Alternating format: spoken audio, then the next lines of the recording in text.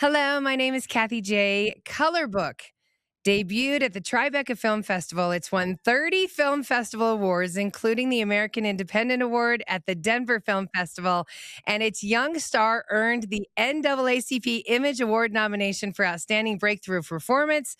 This weekend, for Father's Day weekend, Color Book is coming to Netflix. A beautiful, emotional story about a widowed dad and his son Mason, who has Down syndrome, and their journey to Mason's first baseball game. I am so excited to be sitting down today with the film's breakout star, Jeremiah Daniels, his father, Terrance Daniels, and Michelle C. Whitten, the co-founder and president and CEO of the Global Down Syndrome Foundation. Thank you for joining us today. Thank you. Okay, so I was telling Terrance earlier, Michelle, I was crying. I mean, every time I see the trailer now, I start crying. It tugged at my heart. It was an amazing movie. Jeremiah, we got to start with you since you're the star. Tell us about yourself. Okay, so how old are you and where do you go to school? What do you do? How old am I? I am 14 years old boy named Jeremiah Daniels, and I am an eighth grader. I am so proud of myself. Yes, we're very proud of you as well. What do you love to do, Jeremiah? I love to do just love my family so much. And then I love my dad so much. He's an amazing expert. That's why I love him. I'm an expert father. And Yes. then and my terrific mother is a fabulous, wonderful, and I love her so much. And I love my siblings. I love my brothers. They are amazing. They're wonderfuls. And then Yeah, they are. And you have a sister, so you love your sister. yeah, I Okay, love can't Yes. forget about your sister. Okay. Yes, and don't leave her out. All right. Yeah. Jeremiah, what did you feel like when you found out that you got the starring role, that you were playing Mason? What did you feel? it was very amazing, so ecstatic, so feel like amazing. I'm so excited for everything for the screen. And I like to play a role. Probably I like that restaurant that I like to do. I like that waffles and pancakes. I Yeah. was- yeah. Yeah, there's a scene in the movie where they make you some fluffy waffles and sprinkles and everything on there, and I was gonna ask you if you got to enjoy that in real life. He did. He Good. did. Now, the movie was amazing, Jeremiah, and in the movie, your character, he draws a lot of photos, and the pictures really just brought moments of laughter and beauty to the movie. And you also like to draw and do a lot of art. So what makes you happy when you draw? What do you draw? I draw like mommy and dad and me. That's what I do. And then I do the cart and then the balloon man also. So you draw like you would like Mason draws in the movie. You just draw about what's happening in your life. Yes. Yeah, that's good. Now, you also were nominated for an NAACP Image Award. Congratulations. That is a huge accomplishment. Congratulations. Tell me, do you feel like a role model? Yes, I so excited to be a role model. I would say thank you for global. I was so excited for it. I'm thankful for it. I'm thankful for it. Thank you, Michelle, for helping us for the fashion show. And thank you so much. I'm so excited. And thank you. Good job, sir. Yeah, we met you at the Be Beautiful, Be Yourself fashion show. That was, yeah, you were a star on that catwalk, Jeremiah, for sure. Now, I want to ask, when you were an actor, was it fun being an actor? Is this your future? Yes, it is be fun. Yeah, you gonna do some more acting? Yes, it's be called Jeremiah Daniels. Yes, Jeremiah. Jeremiah, I loved the relationship between you and your father in the movie, and I love it in real life. I have met both of you at the dance parties, and Terrance, this is where I kind of want to start talking to you. Now, the movie really Oh, I'm so glad it's coming out this weekend for Father's Day. It really showed us what parents have to go through to the unconditional love, the patience. It showed us so much about just truly being a parent and loving your child with Down syndrome. Can you talk to me about as a dad, was this movie familiar to you like that? It was. It was.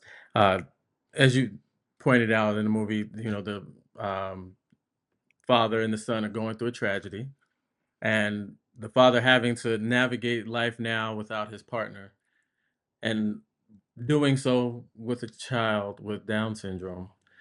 As they take their adventure, he has to exercise his fatherly patience, right? While grieving, and it's hard, like, still having to give that love while, having to deal with heartache and pain that he's dealing with. Fortunately, I don't have that, that kind of tragedy in my life, but when it comes to he and I, we move that way. Like, I have to be very patient. A lot of times I forget because he is so amazing. I forget that he has Down syndrome, and so I want him to move on my time, and I have to remember that it's a matter of paying attention to him and locking in with him. So it's not trying to force him to get to where I want him to be, but just taking a moment to say, "Hey, okay, we'll get there. Maybe not as fast as we want to or I want to, but we'll get Yes. there." And so that's the way we've always kind of operated. Is just remembering.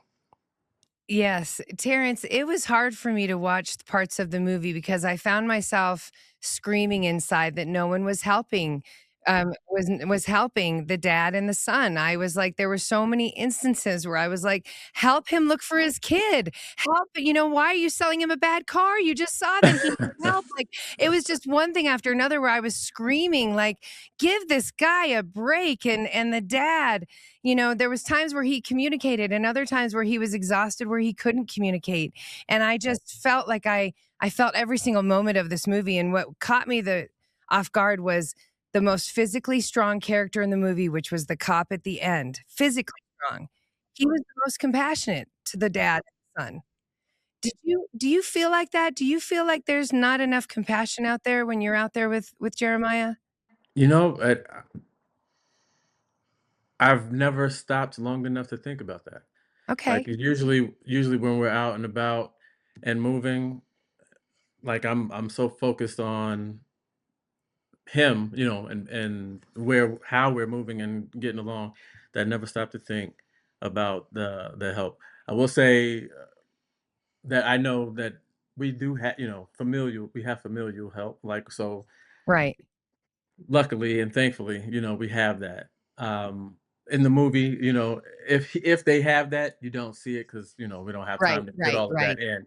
But you're right. In the world, when you're moving about outside, it's like, everybody's still needing wanting to move at their own pace. So, Yes. they don't have time or take time to see, the whole person, the whole people, that's moving about. So Yes. I can definitely see where you're going, and yes, I can see that being an issue. Yes, yes. Now, one last question, Terrence. This to me, it really is kind of a love letter for dads showing up. And even when it's hard, when nobody is there to help. So tell me, what does that mean to you? What does the timing of this film mean to you?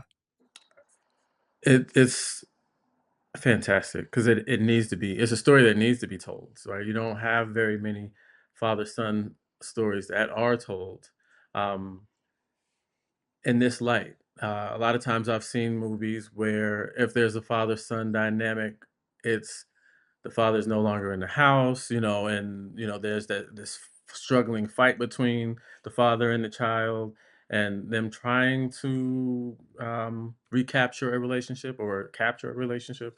But this gives you that from the beginning, and that's something that we don't get to see. We don't get to see the father from the beginning being a parent through the Yes. whole course of the time. So I think Yes, it's but I amazing. I did appreciate I was able to assume it, that he Mhm. wasn't an absentee father, that this was a loving family, Right. and his struggles in this movie are him with the grief of his losing his wife, and now just, I mean, you could tell that there's never for a moment he doesn't love his kid. Like that's, yeah, Absolutely. so absolutely. Thank you so much. Thank you for so much for Thank being a you. part of this. Now, Michelle, we're speaking today with The Color Book, and The Color Book is a movie that's going to come out this weekend. It was out 2 years ago. It's won all these awards. Michelle, I want to talk to you about it because this is a big moment for the Down syndrome community. Tell me what this movie and all these awards means. Mhm. Well, it means that Jeremiah is an actor and he is a role model, and he happens to be Black and he happens to have Down syndrome. Mm-hmm. And I think, Terrance, you've talked about this, that persona on screen isn't there, right? And the positive relationship isn't there a lot in these Right. Right. movies and TV shows. So, the fact that somebody in our backyard, we're so proud, like he's a hometown hero, woo, woo, right?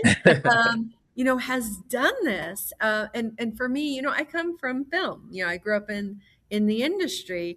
To see somebody who was so supported by his actual parents that he was able to memorize a full feature film's worth of script, hit the mark, be there on time. I mean, like, Jeremiah, you haven't taken formal acting classes. So, right. So, I mean, like, this is amazing. It's a testament It's him. to Jeremiah having that desire and like he's going to do this, and also just the ability, the innate ability, but then also his parents knowing him and saying, okay, this is what he wants to do. This is how I'm going to get him there, and Mm-hmm. make sure he remembers his lines and can do this. And is it okay if I talk to Jeremiah, like directly on the screen? Do it.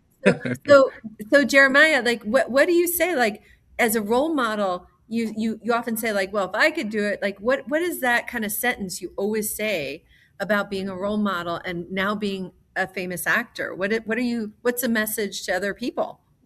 There are messages in other people. So I can do it. We can do it. Yeah, if I can do it, we can do it. Everybody can do it. So yeah, so it is huge for our community. There aren't that many stars. We have, Megan Baumgars, who was also on the panel, and she was in Emmy Award-winning Born This Way. But it's hard after that success, like anybody, what's the next gig? And maybe even harder for our actors. Like, actors have it hard to begin with, and then an actor, of color or minority, and then an actor Yes. that Just an has actor in Down syndrome.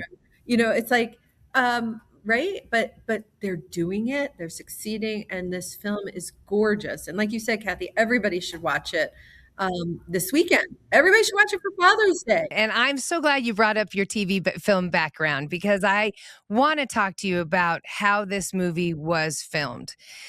In a world where we are 3 seconds attention span, this movie is in black and white, and it is beautiful. I didn't realize it was shot in black and white. Like, we're at the end with the cop standing in front of you, and I'm just like, no, it is what, and it's beautiful. And the pace is on purpose.